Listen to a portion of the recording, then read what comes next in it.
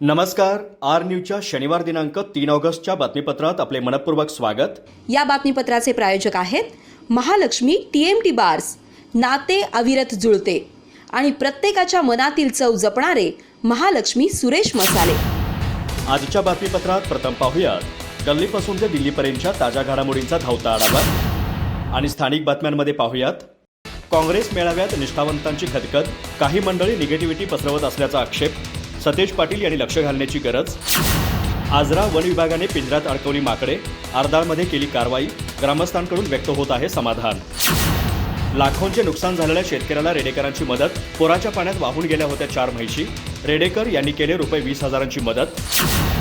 आजरा शहरात बंद घर फोडून चोरी, 2 लाखाहून अधिकच्या रकमेचे ऐवज लंपास, नागरिकांमध्ये पसरले घबराहट.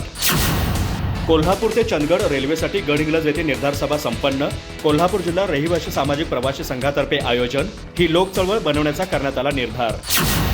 पाणी चळवळ कार्यकर्त्यांचा मलिग्रेत होणार व्यापक मेळावा, 12 ऑगस्टला करण्यात आलंय आयोजन, चळवळीचे नेते डॉक्टर भारत पाटणकर यांची उपस्थिती. चीक दूध सेवन हेच बाळाचे पहिले लसीकरण, डॉक्टर प्रतिभा चव्हाण यांचे प्रतिपादन. संत गजानन नर्सिंगमध्ये जागतिक स्तनपान दिन.